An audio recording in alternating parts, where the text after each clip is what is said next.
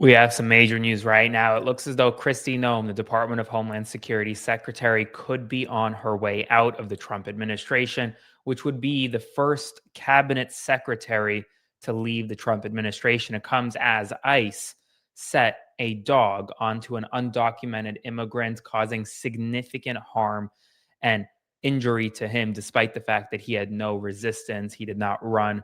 They literally sent a dog who mauled this undocumented immigrant in front of his two children and wife, all of whom are US citizens. All while Kristi Noem has essentially been thrown under the bus by the Trump administration in a case that could find her in contempt of court.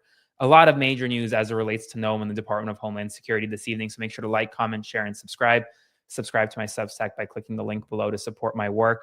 Let's just jump right into it. According to the Bulwark, Kristi Noem looks to be on the way out. Homeland Security Secretary Kristi Noem has been at the center of the Trump administration's marquee domestic policy, overhauling the federal government's immigration bureaucracy to better serve the president's vision of ongoing mass deportations. But even as she's carried out these tasks with abject fealty to her boss, her standing in the administration, well, it's growing less stable. For weeks, a rumor has been circulating in political circles that Noem may soon be on the outs. It briefly surfaced in a CNN report a few weeks back that listed her first among the cabinet officials who could be caught in a year-end turnover, noting that while Trump himself has been happy with Noem, top White House officials have grown frustrated with her tenure, specifically her employment of her divisive and combustible chief advisor, Corey Lewandowski. Noem has downplayed any tension or concerns, and she claims none of that is true. But in conversations with three former DHS officials who served in both the Biden and Trump administrations and remain in touch with current staff, it's been made clear that Trump is actually considering moving on from Noem. Two of the officials believe that such a move could happen really soon, relaying that they've been told Noem has been taking on less of a direct role in directing department memos. But they and a third official also cautioned that, listen, the situation remains fluid. Anything with Donald Trump is fluid until there is a final decision.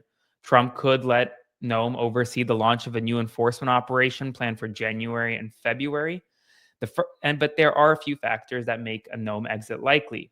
First, Trump may try to bring the new year in with a clean slate, hoping that fresh blood could improve either the execution of his signature mass deportation policy or rather the public's perception of it.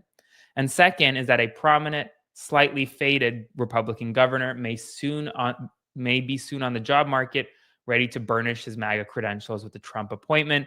His name is Governor Glenn Youngkin out of Virginia. And it comes as we're learning about a horrific incident with ICE dogs, and an undocumented immigrant. I'm going to trigger warning because what I'm about to show you is horrific. Absolutely horrific. So if you don't want to see this gory image, I suggest you skip ahead about 20 seconds in this video. This is an image of an undocumented immigrant after he was mauled by a dog from ICE.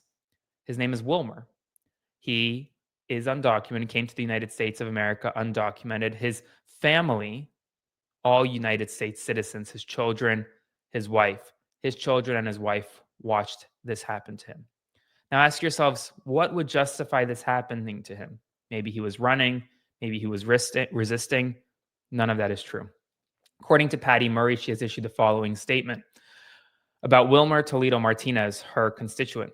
On November 14th, 2025, my constituent Wilmer was mauled by an ICE attack dog, even though he has consistently explained that he was not resisting arrest or attempting to flee. His wife and two of his young children, ages 2 and 3, all U.S. citizens, were forced to watch helplessly as he was violently attacked and dragged away. For hours afterward, he was denied even basic medical care following this unprovoked assault. The photos documenting his injuries are horrific. This should shock the conscience of every one of us. I do not want to live in an America where federal agents can sick attack dogs on peaceful residents with impunity and face no consequences. While Donald Trump's entire mass deportation agenda has been nothing short of depraved, this is especially sickening. By now, everyone should realize Trump is not going after violent criminals or the worst of the worst. He is terrorizing everyone, including U.S. citizens and their loved ones. I'm calling for Wilmer's immediate release from NWIPC. He has no criminal convictions. He poses no threat to the community, and he urgently needs appropriate medical care since ICE is denying him the treatment he requires. I'm grateful. I'm grateful for Wilmer's willingness to let me share his story. There's no telling how many similar stories are not being told for fear of retaliation. Every one of us must demand justice and accountability, and every one of us must speak out against these kinds of human rights abuses.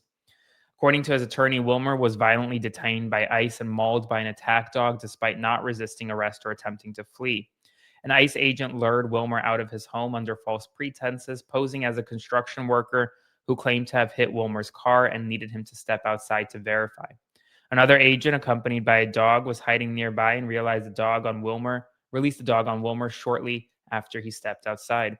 Following the attack, Wilmer was left shaken and dizzy, and at one point his vision went black, yet he was denied medical care for hours. He was eventually taken to a hospital where he received stitches for his injuries. He was prescribed antibiotics and additional medication, but the antibiotics were not provided immediately, and the other medication was never provided.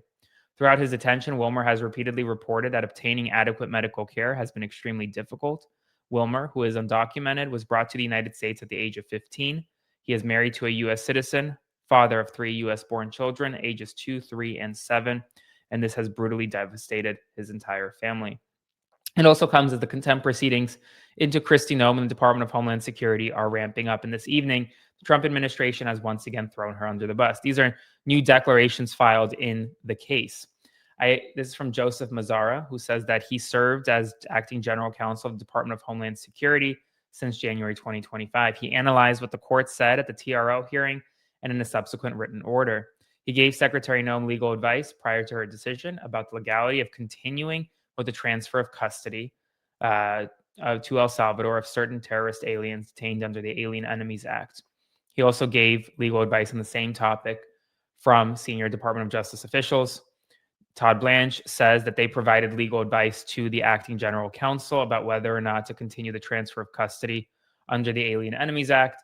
And Kristi Noem, in a new declaration, says that she made a decision to continue the transfer of custody of Alien Enemies Act detainees who had been removed from the United States before the court issued its temporary restraining order. The only issue is it actually happened after the court issued its temporary restraining order. And as a result, Kristi Noem and the Trump administration may be held in contempt of court as soon as this week in a case that is actively heating up and could pose serious, potentially even criminal risks for Department of Homeland Security Secretary Kristi Noem and anyone under her, but she has taken full responsibility for it thus far. So that's all the news right now. As always, make sure to like, comment, share, and subscribe to support my work. Spread the word. Please consider clicking the link below to subscribe to my Substack, and I'll see you soon for another update. Stay tuned for more.